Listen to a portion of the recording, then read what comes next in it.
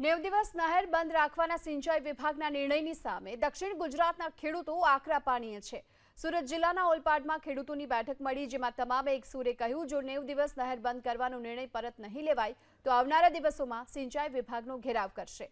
1 ડિસેમ્બરથી 28 ફેબ્રુઆરી સુધી કાકરાપાર જમના કાંઠા કેનાલનું સમારકામ કરવાનું હોવાથી બંધ રાખવાનો નિર્ણય લેવાયો। ખેડૂતોનું કહેવું છે કે છેલ્લા 4 વર્ષોથી કુદરતનો માર સહન કરી રહ્યા છે। શેરડીની વાવણી ઓક્ટોબરથી શરૂ થાય છે, માર્ચ સુધી ચાલે છે।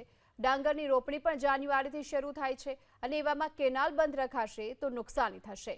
ખેડૂતોની માંગ છે કે 90 દિવસને બદલે 45 દિવસ જ કેનાલ બંધ રાખવામાં આવે। આ ફક્ત ને ફક્ત સરકારે જે 20% વ્હાઇટ રાઈસ પર એક્સપોર્ટ ડ્યુટી નાખી હતી, જેને કારણે દેશની અંદર ડાંગર ભેગું થઈ ગયું છે। હવે ખેડૂતોને લોકોએ ડાંગર બનાવવા નથી દેવા, એટલા માટે આ સરકાર તગલગી વિચારો કરી રહી છે, બીજું કશું નથી। આ સરકારની મોટામાં મોટી ભૂલ છે, એનું પરિણામ ખેડૂતો ભોગવવાનું છે। જો સરકાર અને સિંચાઈ વિભાગ વગર પાણીથી થતી ખેતીનું જો કોઈ બિયારણ આપે તો ખેડૂત એ બનાવી શકે, નકર આ લાંબા રોટેશનથી સરકાર ખેડૂતને બરબાદ કરે છે અને ખેડૂત છેલ્લા 5 વર્ષ સુધી ઊભો નથી થવાનો।